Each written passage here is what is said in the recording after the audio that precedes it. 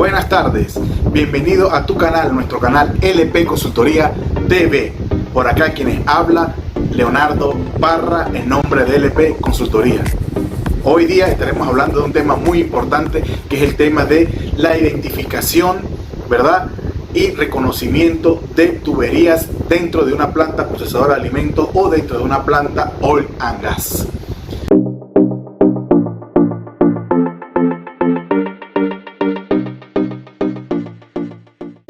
Para comenzar, quiero aclarar que hay dos puntos, o voy a hacerlo en dos puntos. El primer punto, ¿verdad?, es la parte de ingeniería, cómo se establece esto en ingeniería, y el segundo punto es cómo se establece esto al momento de la construcción e instalación de estas tuberías, ¿verdad? Entonces, vamos allá a comenzar por el primer punto. El primer punto es cómo se hace esto en la ingeniería. ¿Qué acontece? En la ingeniería, la disciplina proceso, ¿verdad?, se encarga de darle un nombre a estas tuberías, que son tuberías nuevas. Si es un proyecto, pues son tuberías nuevas. Entonces, estas tuberías pues llevan un nombre. Este nombre es un nombre que viene, es alfanumérico. Y es alfanumérico porque así lo establecen las normativas, bien sean normativas internas dentro de la planta. El dueño de la planta en algunos casos tiene sus normas internas para tener una homogeneidad al momento de declarar nuevos nombres para tuberías nuevas, ¿verdad?, y tener una homogeneidad, o simplemente es ejecutado este nombre de tubería por las normativas internacionales de diseño. Casi siempre este nombre contempla lo que es el diámetro de la tubería y un código alfanumérico, que es el código de la especificación de materiales que va a ser esta tubería. Importante, este código alfanumérico, que es la especificación de materiales que está inmerso dentro del nombre de la tubería, ¿verdad? Este código nos va a indicar que nos indica prácticamente casi el servicio que va a estar, al que va a estar esa tubería. Entonces, ¿el servicio qué es? El servicio puede ser gasoducto, poliducto, sistema contra incendio, o fire system, o puede ser también temperaturas altas, temperaturas bajas. Todo eso va implícito dentro de este código de especificación de material. Y ya con eso, ya la disciplina mecánica o piping line se encarga ya y sabe que por este código ya más o menos cuál es el servicio a lo que va a estar esta tubería. Partiendo de esto, ¿verdad?, se hacen un producto, que es la disciplina mecánica, piping line, que se encarga de hacer el producto de especificaciones. En la parte de especificaciones hay un punto que es solamente hecho para la parte de pintura, especificación de pintura para las tuberías. ¿Qué acontece? Dentro de este punto, ¿verdad?, se establece cómo se va a pintar, por qué se va a pintar así, cuáles son las normas que aplican para aplicar y remover tubería o fondos, ¿verdad?, cómo se va a fabricar, y también la cantidad o en cantidad en mils de las pasadas de pintura que debe de llevar o que debe contemplar cada tubería. Esto es importante porque de aquí es donde se va a partir a la hora de la construcción o fabricación, es lo que se va a tener como guía y es lo que va a regir la fabricación y la forma de pintar la tubería. Entonces, en esta especificación que se hace en ingeniería mecánica, piping line, en la área de ingeniería, especifica todos esos puntos basados en las normativas, bien sean normativas internas del cliente, ¿verdad?, que tiene algunas normativas, o las normativas internacionales. Ya sabiendo esto, ¿verdad?, y ya establecido dentro de este producto la especificación de pintura, ¿verdad?, ahí ya sabemos nosotros cuáles los sistemas. Entonces, con estos sistemas yo ya sé qué color o qué RAL, ¿verdad?, que viene dado por RAL, que es un código numérico, ¿verdad?, y ustedes se preguntarán, ¿por qué un RAL? ¿Qué es un RAL? El RAL es un código numérico, ¿verdad?, que indica la tonalidad y el color de la pintura. ¿Por qué? Porque casi siempre, si yo digo rojo, hay muchos tipos de rojo. Si digo aluminio, hay muchas intensidades de aluminio. Entonces, si digo amarillo, también hay muchas intensidades, y en este caso se tiene que ser específico. Se tiene que ser específico para mantener una homogeneidad dentro de las plantas, para así garantizar la confiabilidad y la parte segura, la parte de seguridad. Es importante este tema con el RAL para mantener una homogeneidad. También, ya sabiendo esto, ¿verdad?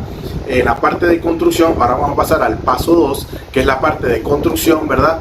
Ya después que se hace la procura, se compra la tubería, se lleva al sitio, se almacena y está en el taller para ser pintada, ¿verdad? Casi siempre por esta especificación de pintura, que es la guía y lo que va a normar toda la fabricación de la pintura, el desbastado del fondo que viene original de fabricante en las tuberías, ¿verdad? Se hace con esta especificación de pintura. Ok, sabiendo esto, vamos a iniciar ahora cómo se fabrica, cómo es el proceso de fabricación de la pintura en las tuberías. Hay muchas metodologías, casi siempre son 4 o 5 metodologías que ahorita están rigiendo y que es como se hace. La primera metodología es la parte de sandblasting. Sandblasting es un método, ¿verdad?, que desbasta el fondo que viene de fabricante, la tubería. ¿Cómo lo desbasta? Bueno, es con un equipo, un compresor, ¿verdad?, y arena, que casi siempre es disparada, proyectada, ¿verdad?, por un operador con un equipo. Claro, siempre está cubierto con su mascarilla, con su traje especializado, para proyectar esta arena a alta velocidad y golpea la tubería o el cilindro y desbasta lo que es el fondo que viene de fábrica.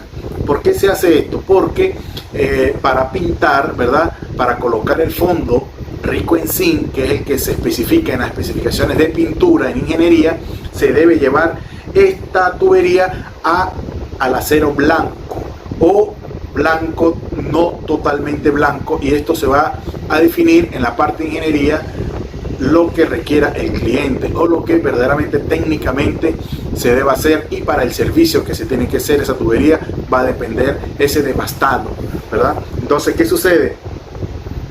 Esta arena es proyectada a alta velocidad, alta presión, golpea el cilindro y va eliminando lo que es la capa de fondo que viene original de fabricante de la tubería para dejarla en acero blanco. Después de esto, ¿verdad?, se coloca lo que es el fondo. El fondo tiene una metodología de colocación de pintado. ¿Por qué? Porque ahí se mide lo que es la parte de la humedad, el viento, las temperaturas, y dependiendo de esos parámetros, pues el supervisor de pintura da el ok para comenzar a iniciar el pintado, aplicar este fondo rico en zinc, que es el primero que se coloca después de haber llegado a metal blanco como tal en la tubería. ¿Qué sucede? Este procedimiento de sandblasting casi siempre no es permitido hacerlo dentro de las plantas. ¿Por qué? Porque esto genera mucha contaminación, mucho polvo, y eso genera pues un riesgo adicional a los trabajos que se están haciendo en el momento de ingeniería o de mantenimiento que se están haciendo en la planta. Entonces, casi siempre esta metodología de sandblasting se hace aparte en un taller, ¿verdad? Por este tema, mucha contaminación, mucho polvo, se llena mucha tierra por todo el lugar. Entonces eso no es conveniente porque se generan muchos riesgos asociados a esta actividad. Entonces casi siempre se hace en un taller. La segunda metodología es water blasting. Water blasting es parecido al sandblasting, pero se hace con agua a alta presión, a alta velocidad. Ella golpea la tubería y desbasta lo que es y desgasta lo que es el fondo que viene original del fabricante hasta un punto que es especificado en la ingeniería. ¿Qué sucede? Ahí, igual que sandblasting, se supervisa, se chequea que esté que haya llegado a la parte blanca ya del acero como tal, y ahí pues se toman parámetros, como dije anteriormente, de humedad, temperatura, viento, y ahí el supervisor pues da el ok para que se aplique este fondo rico en zinc, que es el que va a proteger a la tubería de corrosión. ¿Qué sucede? Estos dos métodos, como dije, sandblasting y water blasting, no se pueden usar dentro de las plantas. ¿Por qué el water blasting no? Porque ahí se utiliza mucha agua, y eso pues genera lo que es como una nube de agua, así, mucha agua en el piso. O sea, entonces eso genera primero contaminación en el suelo, porque todo el desgaste que se desbasta de la tubería, ¿verdad?, de este fondo que viene original de de fabricante cae en el piso, contamina el agua y contamina los suelos y genera muchos riesgos asociados a esta actividad. Entonces casi siempre esta actividad, igual que la de sandblasting, es hecha aparte, afuera de la planta, en un taller especializado o en el taller de la persona o de la empresa que va a hacer esta actividad. Después venimos con el Spongy Jet. El Spongy Jet es una metodología, ¿verdad?, que sí puede ser usada dentro de planta porque no genera ninguna contaminación adicional y ningunos riesgos asociados, aparte de los riesgos que tiene el operador que está operando el equipo como tal. Entonces esta metodología sí puede ser usada porque esta metodología casi siempre es como un tipo esponja, que es como un polvillo, pero es esponja. Se coloca en un equipo especializado para hacer esta actividad, que es el Spongy Jet. Ahí esta esponja, ¿verdad?, es proyectada a alta velocidad, golpea el cilindro y ella absorbe lo que es el desbastado del fondo, lo absorbe y cae al suelo y simplemente no genera esta nube de humo alrededor, ¿verdad? No genera contaminación. ¿Por qué? Porque esta misma esponja es reutilizable, se reusa, se vuelve a disparar y se va llevando hasta lo que es requerido por la ingeniería al material blanco. Después de esto se hace igual que los otros procedimientos, como ya expliqué, se miden las variables de humedad, temperatura, viento, y ahí el supervisor de pintura da el ok para aplicar el fondo rico en zinc en estas tuberías. Después de esto tenemos otra metodología, ¿verdad?, que viene siendo, que la he visto por ahí, que es con un láser. Este láser, de verdad, yo he visto que se hace en tuberías pequeñas, 6 pulgadas, 2 pulgadas. ¿Ve? Entonces este láser pues no genera tanta contaminación, más el desbastado cae al suelo, y casi siempre es usado para tuberías de pequeño diámetro. Si son tuberías, por ejemplo, de 60 pulgadas, 42 pulgadas, 30 pulgadas, lo más recomendable es hacer o Spongy Jet o sandblasting, dependiendo de donde sea el proyecto o dependiendo de lo que requiera el cliente o apruebe el cliente para hacer esta actividad, porque todo esto lleva un impacto en costos también. Entonces, de una u otra forma, todo esto estas metodologías se discuten al momento de estar haciendo la ingeniería, ¿verdad?, haciendo esta especificación de pintura de las tuberías. En ingeniería ahí se llega a una conversación técnica y se decide cuál de los métodos se va a usar, bien sea por la permisología, por la parte de seguridad de la planta y por los costos asociados a cada metodología. Ya después de esto, al final de esto, pues la tubería queda ya con un fondo rico en zinc, que es el fondo que va a proteger la tubería de la corrosión. Después de este fondo rico en zinc que viene, claro, este fondo rico en zinc, el supervisor en campo o en el taller donde estén fabricando la tubería, donde estén haciendo el procedimiento de pintura, él va, después que se aplica, él va a medir la superficie de la tubería, de la cantidad de este zinc que fue colocado a las tuberías. ¿Cómo lo va a medir? Tienen un instrumento especializado que mide el milx, que se coloca, esta es la tubería, ¿verdad?, y se coloca como un lápiz allí, y él indica en una pantalla la cantidad de milx que tiene colocado de esa pintura la tubería. Estos milx también son especificados en el documento de especificación de pintura en la parte de ingeniería. ¿Por qué es importante medir los mills? Porque eso va a garantizar, ¿verdad?, que cualquier golpe o cualquier movimiento, rayadura que sufra, no vaya a llegar directamente o pase directamente a la parte blanca del acero. ¿Por qué? Porque ya la tubería está en acero blanco y la capa de zinc es de muy pocos mills, ¿verdad? Cualquier rayadura, cualquier golpe, cualquier movimiento que no sea contemplado, ella va a llegar y va a perforar y va a romper esa pared de protección que hace el fondo rico en zinc, y va a llegar directamente al material blanco, y ahí pues es muchísimo más rápido y se acelera lo que es el proceso de corrosión en las tuberías. Entonces por eso es importante medir la capa en mills del fondo rico en zinc instalado en las tuberías. Después de esto, ¿verdad?, viene lo que es el acabado. ¿El acabado qué es? El acabado es el color, ¿verdad?, el cual se va a pintar la tubería, y este color va a depender de un RAL. Como hablamos en la parte de ingeniería, se especifica un RAL para cada servicio. ¿Por qué?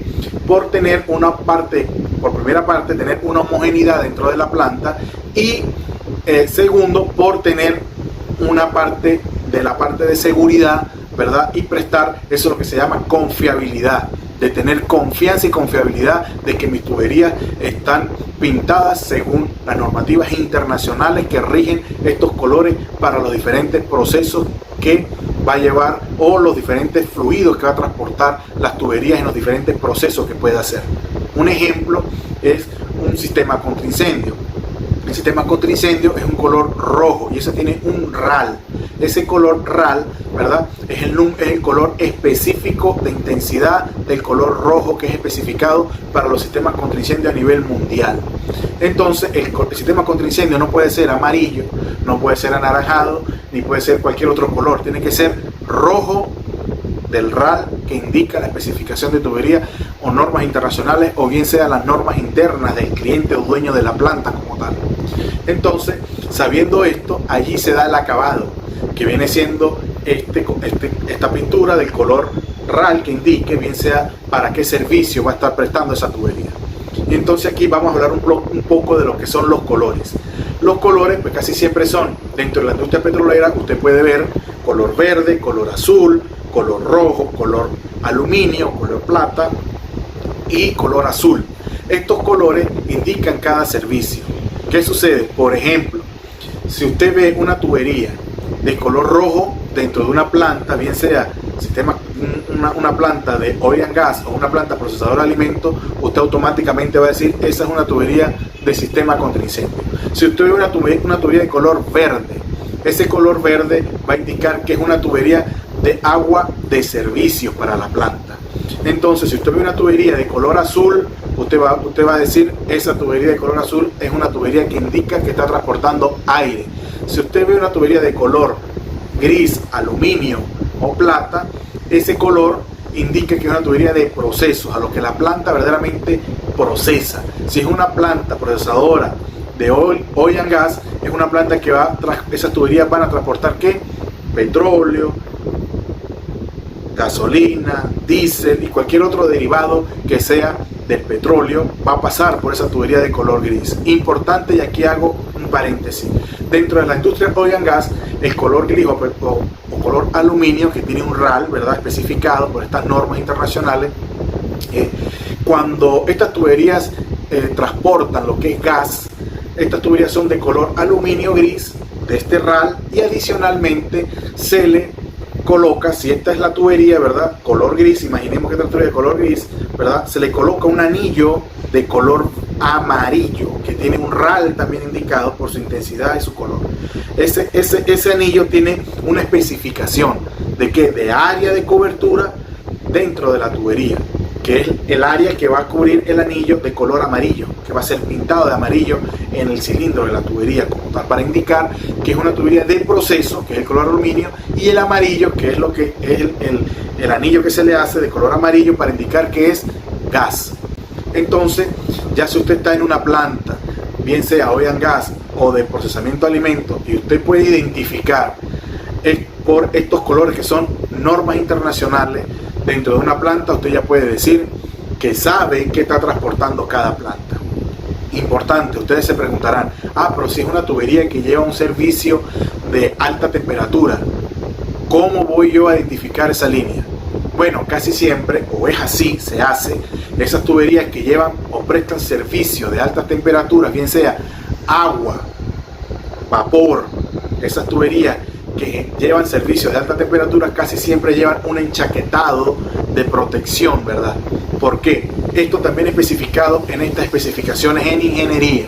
¿Por qué? Porque no es conveniente y está fuera de norma que las tuberías que lleven productos de alta temperatura estén abiertas así o no estén protegidas. ¿Por qué? Porque esto genera un riesgo adicional a todos los operadores o trabajadores o personas que estén caminando por donde están las tuberías, bien sean tuberías aéreas, tuberías superficiales, ¿verdad?, que contemplan o que llevan o que transportan productos en altas temperaturas, deben ser protegidas con este enchaquetamiento, ¿verdad?, que se le hace, que es una protección para no generar riesgos adicionales a lo que genera más ya una tubería de servicios de alta temperatura. ¿Qué sucede? Esta tubería se le instala ese enchaquetamiento, que es una protección, ¿verdad?, que casi siempre contempla una primera capa de un aislante térmico y la segunda capa, que es un aislante de aluminio, que casi siempre es un recubrimiento de aluminio completo para garantizar, ¿verdad?, esa homogeneidad, ¿verdad?, de colores dentro de la planta, para ser identificada a la vista de que es una tubería de proceso, pero es de alta temperatura, porque contempla ese aluminio por fuera, que es como una chaqueta de aluminio que va todo empaquetado. La tubería va toda empaquetada con este aluminio. Y la primera capa, que es un aislante térmico. ¿Qué sucede? Esto se hace también porque garantiza que cualquier operador o cualquier persona que vaya a tocar o por casualidad tropiece y ponga sus manos en estas tuberías no vaya a sufrir quemadura, no vaya a generar un accidente por no tener este recubrimiento térmico. Eso es indicado en los documentos de ingeniería, en las especificaciones de tubería, especificaciones de pintura. Es especificado también, se especifica también en lo que es la parte de isométricos, que es la parte de fabricación de un spool de tubería. Bien sea, si yo voy a fabricar un spool de tubería que contempla, que transporta un fluido de alta temperatura, yo debo especificar que esa línea es de alta temperatura y que debe llevar recubrimiento térmico. Es así como se fabrica y es así como se debe instalar para prevenir accidentes y promover y ver que verdaderamente se puede identificar las líneas dentro de una planta y tener esa homogeneidad.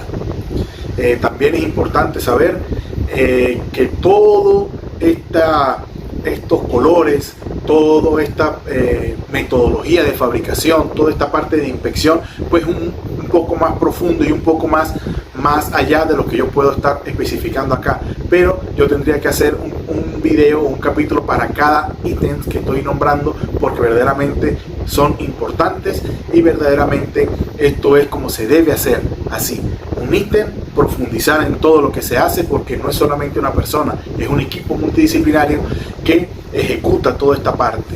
Importante, ¿por qué en ingeniería y en construcción se identifican estas tuberías así? ¿Por qué se debe ser así? ¿Por qué no lo puedo hacer de otra forma?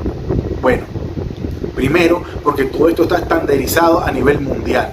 Usted puede ir a cualquier parte del mundo, a cualquier planta del mundo, y va a ver el sistema contra incendio color rojo. Usted va a ver las tuberías de proceso color aluminio, color plata. Usted va a ver las tuberías de agua potable o de agua para suministro de la industria en color verde. Usted va a ver las tuberías de aire color azul. Entonces ustedes se preguntarán también, ¿por qué en algunos casos se usa tubería de HDP, que es tubería plástica? Bueno, casi siempre este tipo de tubería, haciendo aquí un paréntesis, se usa para agua potable. ¿Por qué? Es más maniable, es más flexible, ¿verdad? Casi siempre las tuberías de agua potable al momento de instalar en cambio travieso, pues se hace mucho más fácil, más maniable trabajar con este tipo de tubería, este tipo de material, porque es más flexible, es más maniable y es mucho mejor para llegar a los sitios donde tengo que llegar. Si hay una casa arriba en una montaña o hay difícil acceso, pues estas tuberías tienen la capacidad de tener esa flexibilidad, ¿no? Y esa maniabilidad de poder instalarse y llegar al sitio. Porque con una tubería de acero al carbono o cualquier otro material que sea rígido, ¿verdad?, de acero, pues va a generar lo que se llama más accesorios adicionales a lo que es la ruta de tubería, para poder yo girar un codo, para poder girar para acá otro codo, y así voy a ir. Y esto lo que hace es que a la final en los cálculos hidráulicos eso hace que se generen pérdidas de velocidad, y eso no es conveniente. Entonces casi siempre se usa este tipo de material HDP para las instalaciones de sistemas de agua potable en campo traviesa. Casi siempre se usa ese tipo de material. ¿Qué más es importante? Es importante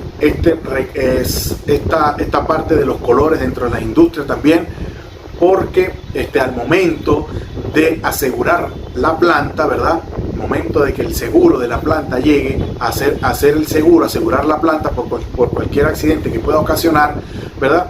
Ellos ya saben que estos colores están estandarizados a nivel mundial y que si ocurre algún accidente o algún accidente que impacte en relación a lo que tenga que ver tuberías, explosiones de tuberías, por fugas de tuberías, y en ese momento llega la inspección del seguro y aprecia que las tuberías están fuera de este margen y fuera de la normativa internacional de identificación, pues eso puede generar un problema y puede llegar hasta que el seguro no pague su compromiso en totalidad, porque ellos pueden alegar que la planta no está cumpliendo con las normativas internacionales de identificación por servicio de las tuberías. Entonces, otro punto importante es la parte de seguridad.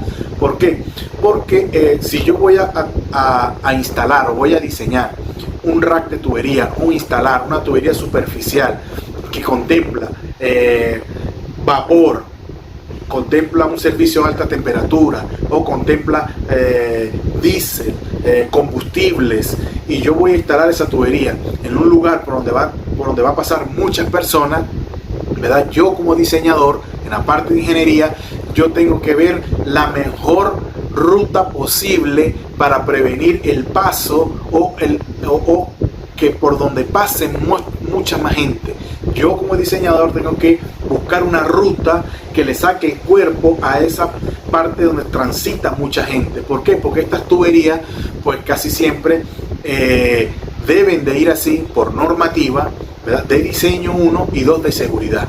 Casi siempre las tuberías de gas, combustible, vapor o servicios de alta temperatura van un poco aisladas de lo que es las otras tuberías de servicio, que son las tuberías de aire, de agua, de sistema contra incendio, u otras tuberías de proceso, pero que no son que no contienen fluido con alta volatilidad, que no son peligrosos, ¿me entiendes? Entonces, esto allí es importante.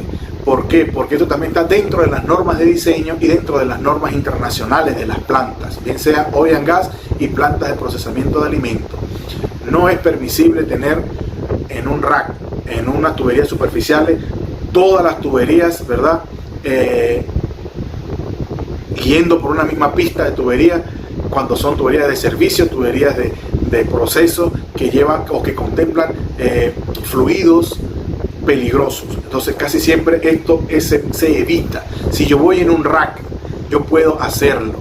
¿Cómo? Yo puedo colocar un rack a una elevadura, a una elevación, ¿verdad? Disculpen, a una elevación, las tuberías de servicio, a otra elevación, las tuberías de proceso. Y ya esto me garantiza a mí, y eso está en norma también, es normativo, eso en la parte de diseño, en la parte internacional de diseño de piping line, por ASME, tiene normativas de separación entre tuberías de proceso y tuberías de servicio. Igual que si yo voy a instalar unas tuberías de servicio, no tienen una cierta separación según su diámetro. No pueden ir tuberías muy juntas, así sean de servicio. No pueden ir tuberías muy juntas, así sean de proceso. No pueden ir, eso está normado. Es algo de las normas nacionales e internacionales en los países que se encuentran haciendo ingeniería de piping line, está normado.